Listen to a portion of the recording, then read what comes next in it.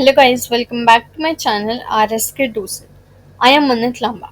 आज हम class 11th bio का सेकंड चैप्टर बायोलॉजिकल क्लासिफिकेशन का 7th पार्ट कवर करेंगे। Now let's start. अब हम बात करेंगे किंगडम फंजाई के बारे में। किंगडम फंजाई ये जो है ये मॉर्फोलॉजी में बहुत ही डाइवर्स होता है। मॉर्फोलॉजी मतलब एक्सटर्नल फीचर के बेसिस पे जब हम किसी भी चीज़ को डिफ्रेंशिएट या क्लासीफाई करते हैं।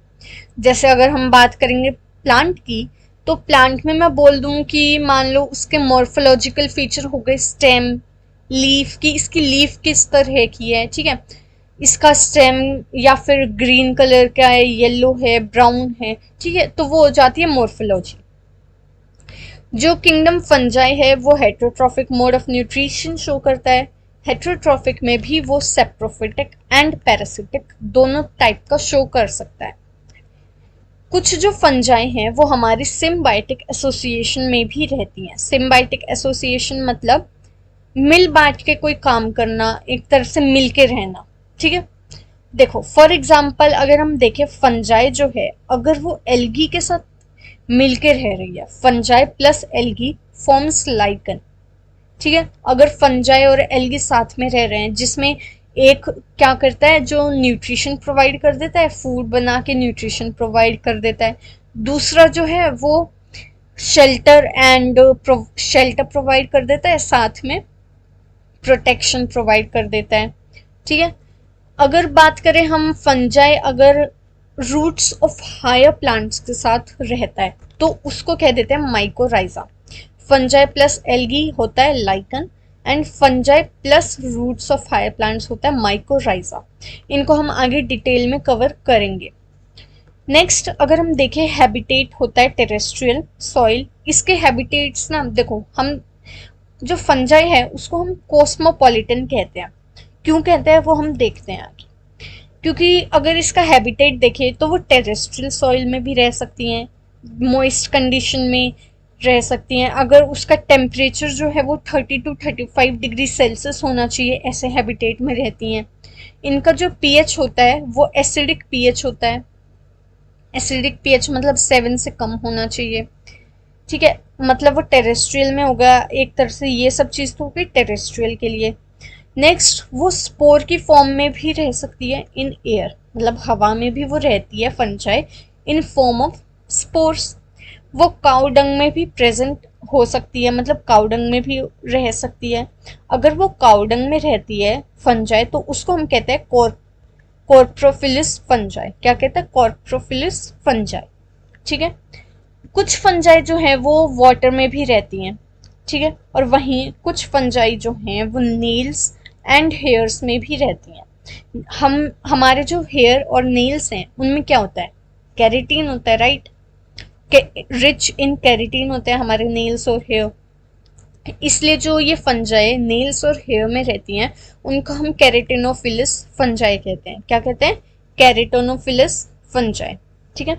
अब देखो ये टेरेस्ट्रियल भी हैं, एयर में भी रह सकती हैं, कॉर्प्रोफिलिस भी हैं, ठीक है, कैरेटिनोफिलिस भी हैं, और वाटर में भी रह सकती हैं यानी कि एक्वेटिक भी हैं। अब ये इतनी कहीं ऑलमोस्ट मतलब हर जगह मिल ही जाती हैं फंजाई, तो इस वजह से हम इसको कॉस्मोपॉलिटन या फिर यूबिक्विटस भी कह सकते हैं। दोनों का एक ही मतलब है, या तो कॉस्मोपॉलिटन या फिर यूबिक्विटस, यानी कि जो फंजाई है वो ऑलमोस्ट कहीं भी मिल जाती है, ठीक है। इतना कवर हो गया। Next fungi can be unicellular और मल्टीसेल्युलर। यूनिसेल्युलर में अगर हम बात करें जैसे कि ईस्ट, ठीक है, वहीं मल्टी सेल्यूलर में हम देखें तो वो लूज टिश्यू की फॉर्म में मिलती है। अब हम बात करते हैं, जैसे मान लो हमारे पास एक माइसीलियम की अगर हम बात करें, हाइफे जो होता है हमारे पास, जैसे ऐसे थ्रेड लाइक स्ट्रक्चर होता है, उसको हम कहते हैं हाइफे, ठीक है। जब वो इंटरवूवन हो जाता है यानी कि आपस में वो इंटरकनेक्ट हो जाता है तो वो माइसीलियम फॉर्म करता है। अब जो माइसीलियम है ना वो दो टाइप का हो सकता है, या तो सेप्टेट या फिर ए सेप्टेट। सेप्टेट मतलब अगर उसमें ऐसे सेप्ट बन रहे हैं, यानी कि जैसे ये हमारे पास देखो दो हाइफे थे, ठीक है, अब इन दोनों के बीच में ऐसे हमारे पास ये बन गया सेप्टा, तो इसको हम कहते हैं सेप्टेट माइसीलियम।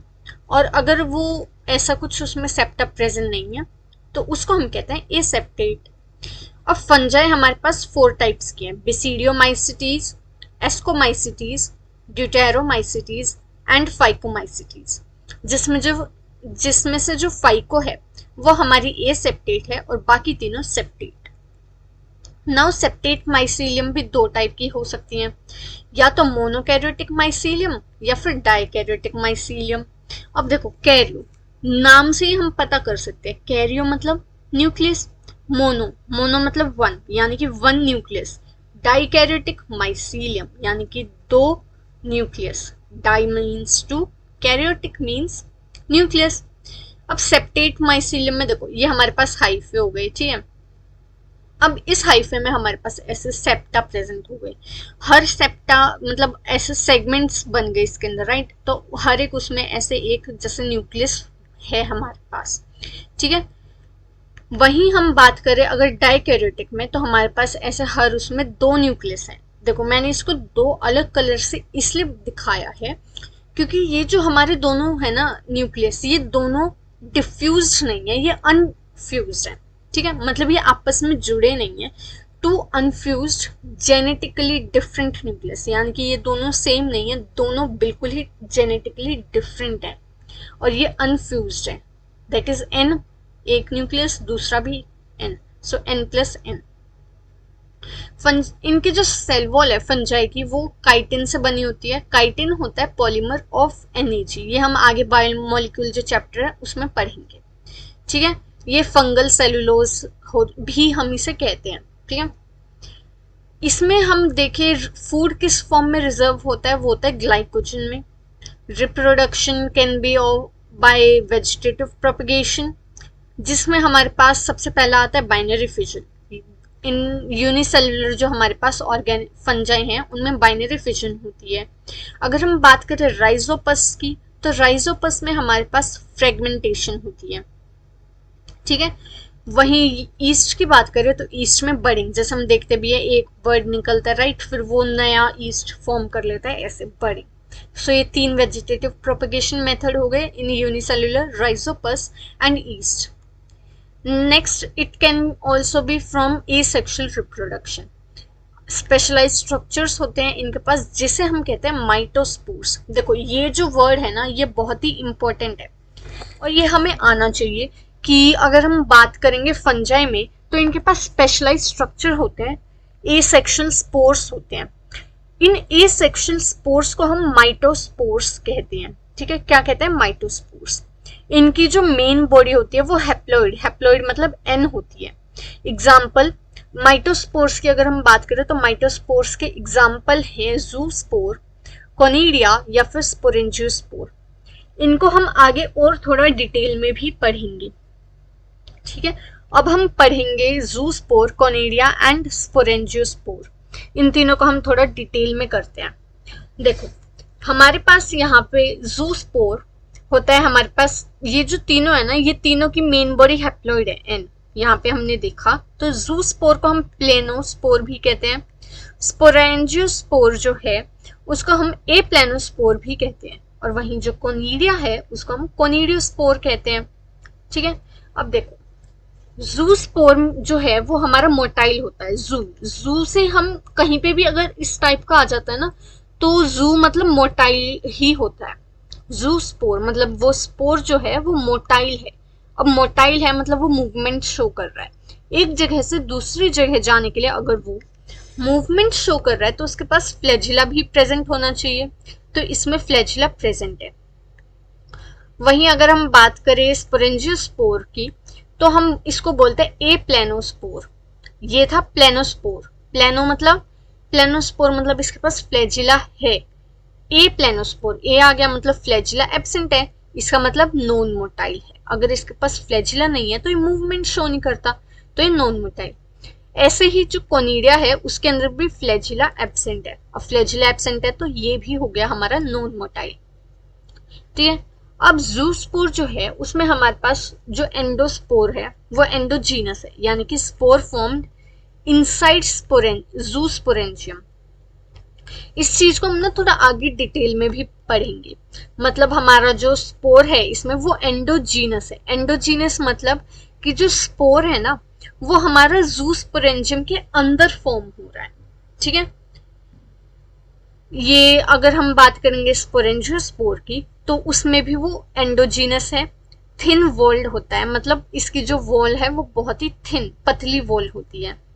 और अगर कोनिडिया की बात करें तो कोनिडिया में होता है एक्सोजीनस। एक्सोजीनस मतलब जो स्पोर है वो बॉडी के इनसाइड नहीं, वो आउटसाइड फॉर्म हो रहा है। जैसा कि हम इस पे देख सकते हैं, ये हमारी जैसे मान लो हमारा कोनिडिया हो गया और ये हो गया हमारे इसके बाहर स्पोर्स, तो ये हो गया एक्सोजीनस। ठीक है, अब जूस्पोर में हमारे जो है वो डिस्पर्स्ड बाय होता है वाटर करंट, मतलब जो वाटर होता है उसकी मदद से ये इसके अंदर जो हमारे स्पोर्स है वो डिस्पर्स होता है, मतलब एक जगह से दूसरी जगह जाता है। इसका मतलब अगर ये वाटर करंट की हेल्प से डिस्पर्स हो रहा है इसका मतलब ये एक्वेटिक फंजाई है। ठीक है, अब इसके एग्जाम्पल होते हैं फ्यू मेंबर्स ऑफ फाइकोमाइसिटीज, या फिर हम कह सकते हैं इसको हम ईस्ट भी कहते हैं, ये जो है ना, ठीक है, सिनकाइट्रियम, इसको हम ईस्ट भी कहते हैं।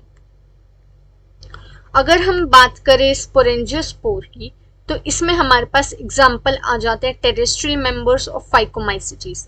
देखो कुछ मेंबर्स थे फाइकोमाइसिटीज के जो कि थे एक्वेटिक, ठीक है, जो कि जूस्पोर में आते हैं, मतलब इनके पास फ्लैजिला प्रेजेंट है, ये मोटाइल है, ये एंडोजीनस है और डिस्पर्स्ड बाय वाटर करंट।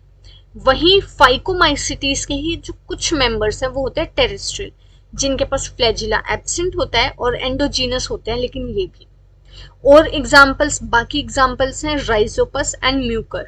ठीक है, कोनिडिया में हमारे पास एग्जाम्पल आ जाते हैं एस्कोमाइसिटीज एंड ड्यूटेरोमाइसिटीज। ठीक है, जो हमारा बाकी जो बच गया हमारा एस्को एंड ड्यूटेरो, जो हमारे पास 4 टाइप्स होते हैं ना, उसमें से एस्को एंड ड्यूटेरो आ जाते हैं कोनिडिया के एग्जाम्पल।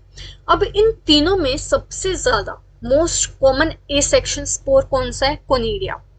अब एक बार हम फिर से थोड़ा रिकैप करते हैं। एसेक्सुअल रिप्रोडक्शन में जब ये शो करते हैं इसमें हमारे पास एक स्पेशलाइज्ड स्ट्रक्चर होता है जो कि होते हैं एसेक्सुअल स्पोर्स। उन एसेक्सुअल स्पोर्स को हम कहते हैं माइटोस्पोर्स, और ये जो माइटोस्पोर्स हैं यही 3 टाइप के हैं, जूस्पोर, कोनिडिया एंड स्पोरेंजियोस्पोर, जिनको अभी हमने थोड़ा अच्छे से डिटेल में कवर किया है।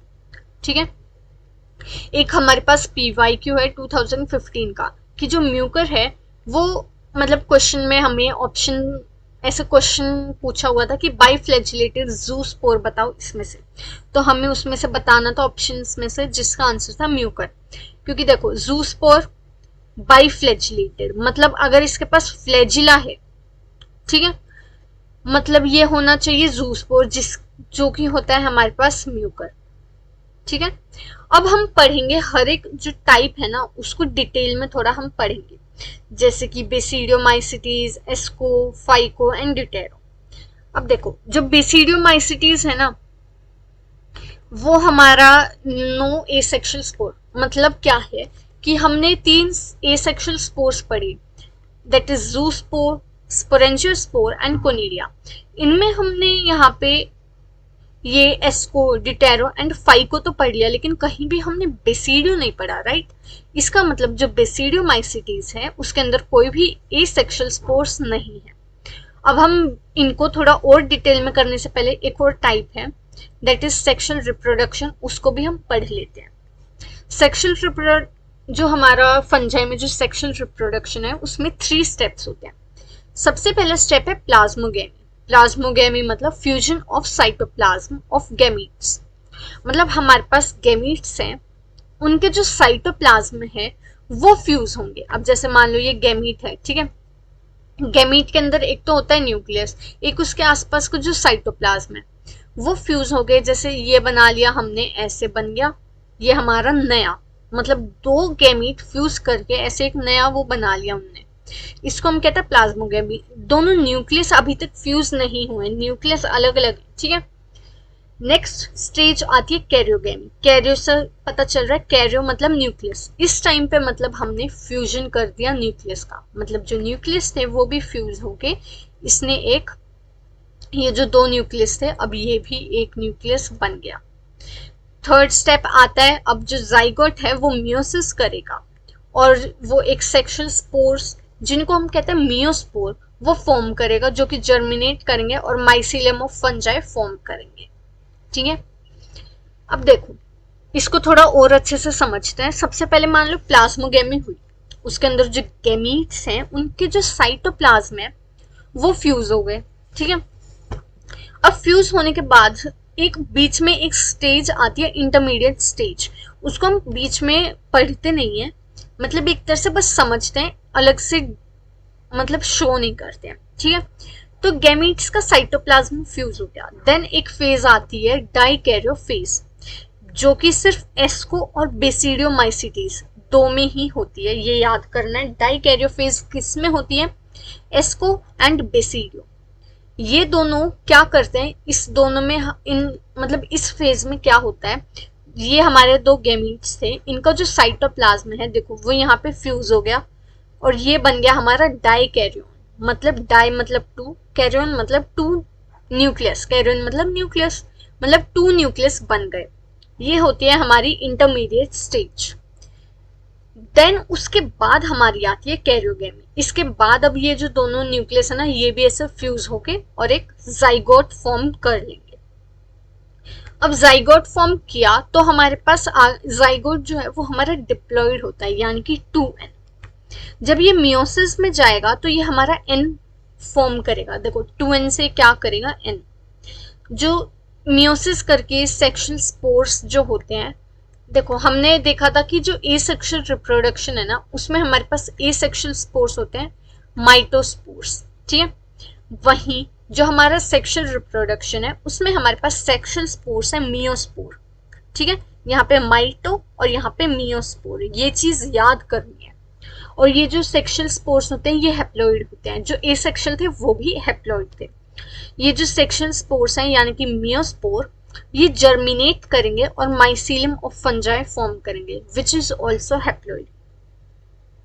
अब अगर हम बात करें ना कि हमारा जो सेक्शुअल रिप्रोडक्शन मतलब जाइगोट है, अगर हम जाइगोट के सेक्शुअल स्पोर की बात करें तो वो मतलब अगर हम फंजाई के सेक्शुअल स्पोर की बात करें तो वो जाइगोट होता है। ठीक है, मतलब जाइगोट ही सेक्शुअल स्पोर है।